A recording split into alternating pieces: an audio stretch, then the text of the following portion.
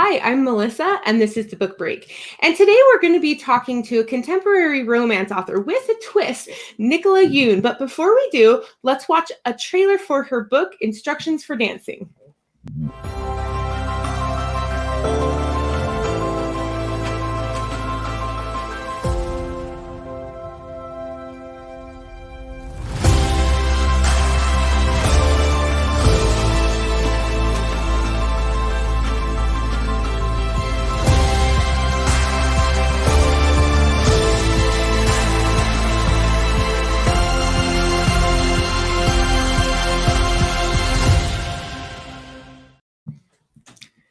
All right. Thank you so much for being with us. Oh, thanks for having me. It's so nice to be here. You bet. And I've got to say, I absolutely loved your book. So I want to know from you, what got you into, Instructions for Dancing. When I actually first saw it, I thought, oh, is this a dance book? And it's not exactly. Right, yeah. It's a really unique contemporary romance. But I'd love to hear from you. Give us a synopsis of your book. Right. So Instructions for Dancing is about a girl named Evie. She's 17. She is quite a romantic, but when we first meet her, she's become really cynical. And the reason for that is that her favorite couple in the entire world is her parents, and they've gotten divorced. So when we meet her, she's like gathered up all her romance book and she's taking them to give them away. And so she goes to one of those little free libraries and she meets this mysterious stranger. And after, she has this sort of strange superpower. And the power is whenever she sees a couple kiss, she sees the entire history of their relationship. So she sees the spoony beginning and the contented middle, and then she sees their end. And what she takes away from this power is all relationships end, so why bother? Like, love is just not worth the heartbreak. And then, of course, she meets the guy. So she meets Xavier. He calls himself X. He's a rock star. He's really beautiful. He believes in life and love and living in the moment. And then they end up in this ballroom dance competition together.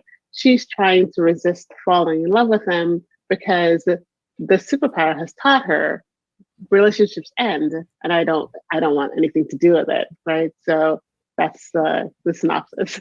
Yeah. I think that's a great synopsis. And something that I really enjoyed, I really enjoyed lots of this, obviously.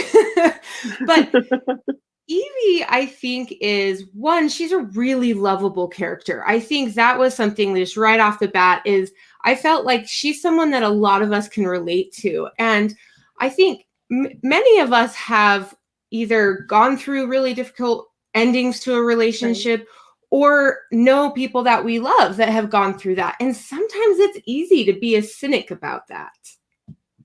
Yeah. I mean, and sometimes it's also, you just sort of want to hide, right? And you want to hide from, because heartbreak, I mean, it's so painful, right? And it's not just, sort of bad breakups, but, people, you lose them, they die. And so sometimes you just want to hide away from the world and, why put yourself out there? Like, love is beautiful and wonderful, but it does leave you vulnerable. And so that's one of the questions I was trying to work on while writing the book, is it worth it, all that heartbreak? Yeah. And Evie has this really cool group of friends that they've all been friends since they were young. And now they're getting ready to graduate high school. They do sit around these bonfires on the beach and ask each other philosophical questions. And then they're not allowed to talk too much about why they believe the thing they believe. They just sort of have to answer. So they're sort of geeky on the beach together. Yeah. Well, and I think for me, the book really got me thinking when they were going into those philosophical questions, and in a fun kind of way, because it made me think, oh, well, if I could know exactly how my relationship would play out, would I want to know? And one of the questions they asked was, if you could know the date that you were going to die, would you want to know? And I don't know. Like, I've been thinking about that one for the last few days. Would I want to know? Yeah.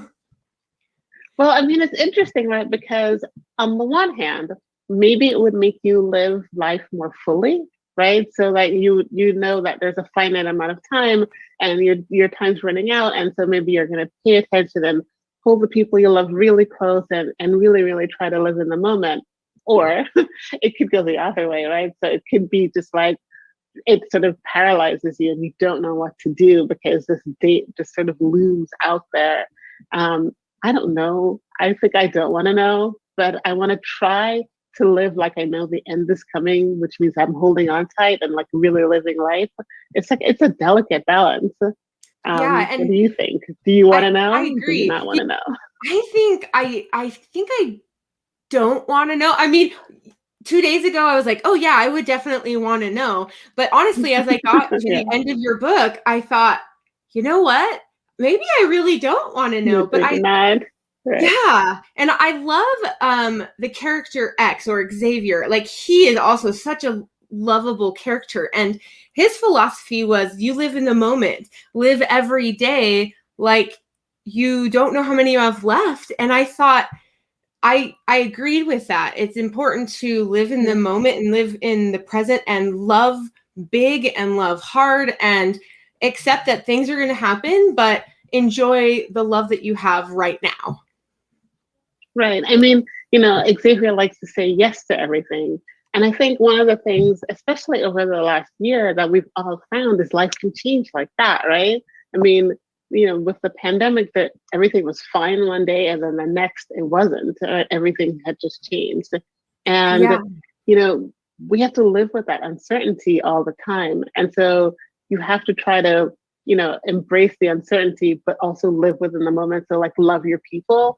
And love them really tight, right? And Xavier really believes in that. Yeah. And something that you just brought up is, 2020 was a difficult year for a lot of people. And I Yeah. think everyone tries to find their own ways of coping with different situations. And I noticed at the end of your book, you talked about how writing this book was a process to help you through a difficult time. Would you mind talking about that? Yeah, no, I don't mind talking about it. So when I was writing the book, my mom had been diagnosed with cancer. And for a long time, we were not sure she was going to make it, right? It was sort of 3 years of touch and go. And then my father-in-law had been diagnosed with cancer and he died almost exactly a year after the diagnosis. And so during this period of my life, I watched my mother-in-law lose the love of her life and my dad struggle with the potential loss of my mom. And one of the questions I kept asking myself during this was, is love worth all this heartbreak, right? Love makes you vulnerable to the world. And I'm a romantic goober, so I really love love. But, it's hard when you lose people. Wouldn't it be better maybe sometimes just to protect yourself and hide in your shell and just like, oh no, I want nothing to do with it.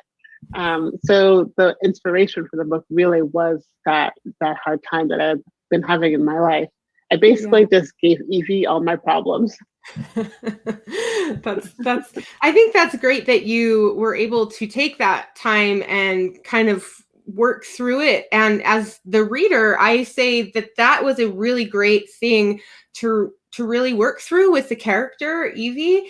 And I think it was a really fun book. Like I'm like, I don't want the audience to think that, it's a downer, because it's not. It's a great book. And I definitely have to Thank say I you. couldn't put it down.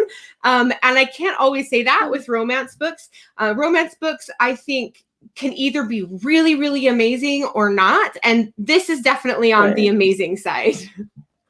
Well, thank you. I'm glad you think so. I mean, it's funny that you bring up that it's not sort of a depressing book because it was a delicate balancing act, right? I wrote a book before this one that I ended up shelving because there was no daylight in it. There was no fun. There was no joy. There was only grief. And so I actually had to work through that before I could get to this place where I could write like, this sort of fun, joyous book that asked a big question. Yeah, yeah. And for me, I also got a bit of an insight too of a child's perspective. Although in this case, she was a teenager, the perspective of working through her parents being divorced and watching her dad prepare to get remarried. And I myself am divorced and have remarried. And so it was really interesting to watch that from the child's perspective too. And I think that gives us more things to talk about. So I think that's something that everyone will really love about this book, is it gives you lots of things to talk about and it makes you excited to love. Well, thank you. I mean, one of the things I like to do in my books is just deal with real issues with teenagers, because, you know, teenagers are going through the same things adults are going through, but they're doing it for the first time, right? So it's just sort of harder for them. So I just want to be really honest about that and have them see their parents as people. Like, I have a 9-year-old, she thinks I'm the greatest thing on earth, but she doesn't really see me as a person yet. Like, I'm just mama, right?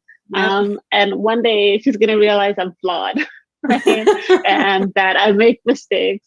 I'm like seriously dreading that day, but it's going to happen. Yeah. And right, I just want teenagers to know their parents are people and they're flawed, but that's okay, right? It works out anyway. Yeah. So that's one of the reasons I put stuff like that into the book. Yeah, definitely. I agree. I still have young kids and I'm like, maybe they won't figure it out for a little bit longer. All right, I'm crossing all the things because that's why I That's feel right. too. I'm just like, please, mama's perfect. Right, right.